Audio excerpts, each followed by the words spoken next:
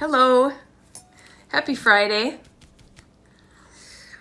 Is there ever a time you wish someone would have told you sooner about something and it could have changed the course of your life? Do you think you would have listened to them? Or maybe it could have helped you make a different decision that could have changed your path. I'm Cassie with Dream Big Today. It is January 24th, 2025. And today I wanted to talk a little bit about that. We are looking at Proverbs 4, 20 through 27. The whole thing, really. My child, pay attention to what I say. Listen carefully to my words. Don't lose sight of them. Let them penetrate deep in your heart, for they bring life to those who find them and healing to their whole body. Guard your heart above all else, for it determines the course of your life. Avoid all perverse talk. Stay away from corrupt speech. Look straight ahead and fix your eyes on what lies before you. Mark out a path for your feet. Stay on the safe path. Don't get sidetracked. Keep your feet from following evil. I don't constantly live in a state of should've, would've, could've. As I continually move forward, I do think of it a lot though, because I would like to impart some of the things I've learned onto the next generation that doesn't always seem receptive to what we have to tell them. So I have to think, is there something someone could have shared with me where I could have learned about Jesus earlier? I grew up in the church right down the road, and I still remember my Sunday school teachers, the ushers, the smell of the church when you first walked in. I remember the smell of the basement during coffee time, the children's talks, and we didn't go very often. And then during the summers, I remember staying with my religious aunt and her goody two-shoes cousins. Excuse me. And my grandma, who knew Jesus and shared with me about him. But I wasn't living that daily, and it didn't affect how I made decisions or how I thought about my life or treating others a different way.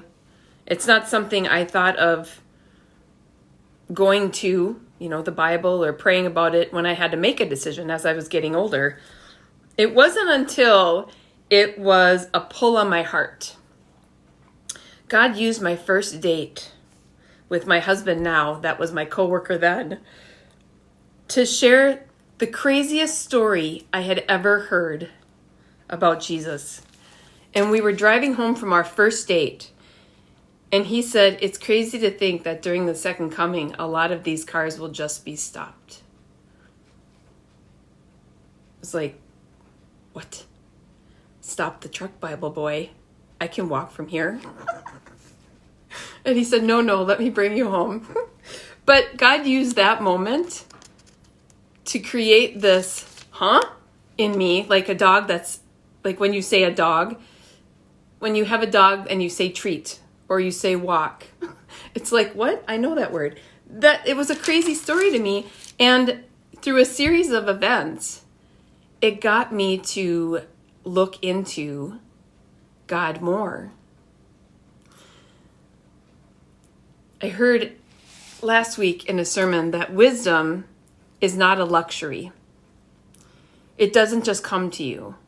It's a necessity that God gives us to move us past our own way of thinking and into his way of obeying him and trusting him.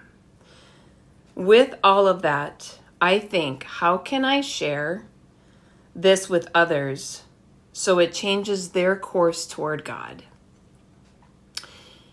In our dating, Paul and I, and in our early marriage, we did youth group together. Paul still does youth group, but I was not very versed in the Bible, so it made me really nervous.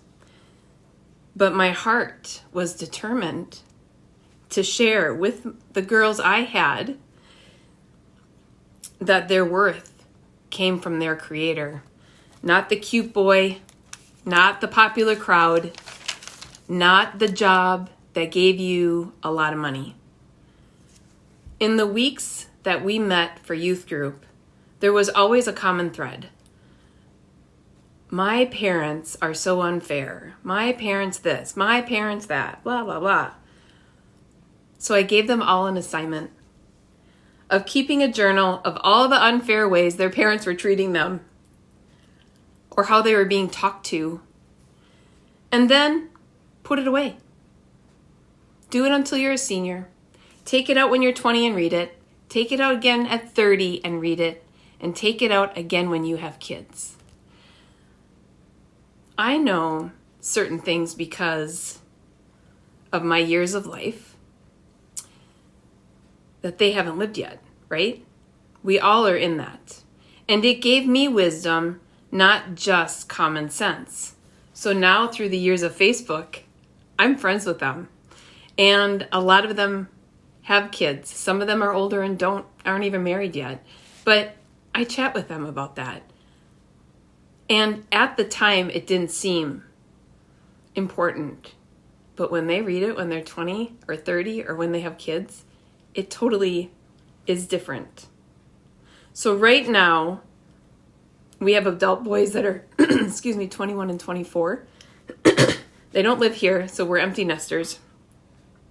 And when I go to talk to them about something, or like tomorrow we have a family gathering, when I just listen to them, I have to think of, where was I at their age? Forget all the other years. Where was I at their age? What could have someone said to me at that time that would have helped me see my next decision differently? Ultimately, our goal as parents is to help them ask and hear God in the decisions that they need to make, not just go on their own. They cannot possibly have their ears open to all that I could share, where I can see God moving in their lives, but they don't see that yet. Where I can see God changing their friend circle, but they don't see that yet. We can, try, but really less words helps. More listening. Someone, I think, in growing up, I heard one mouth, two ears. That applies to many different ways of being in relationship. So what do we do with all that we want to tell them and they're not ready for? Ta-da! Journals! This is my second's, Caleb's, and this is my firstborn's, Hezekiah. Paul and I write to them during milestones, during something weighing on our heart, during a decision they have to make that we now see an answer to. It's a big circle, isn't it? This is such an important thing to do because when we're long gone, and the photo albums of people they don't know anymore are still there, or their kids see it, they still have these journals that maybe they'll pass down. So it can be frustrating because we know where some are headed. However, our job is to plant the seed and ask God to move in their lives, in their passions, in their circles, so that they can see Him in all of what they do.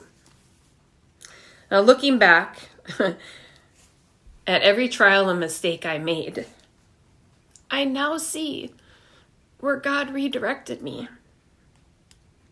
And I'm so thankful. Because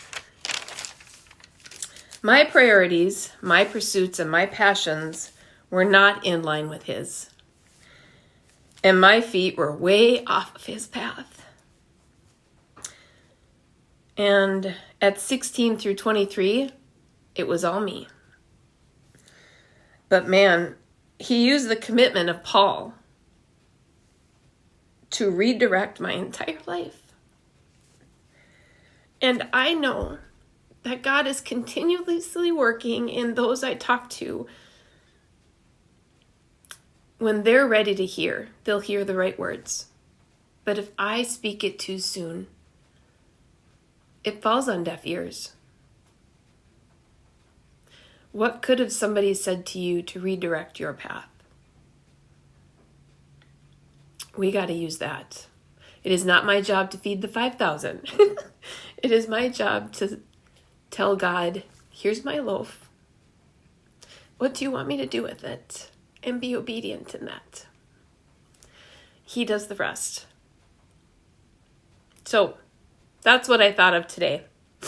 Proverbs is so good. Proverbs 4 is all about that. The whole reading was about that.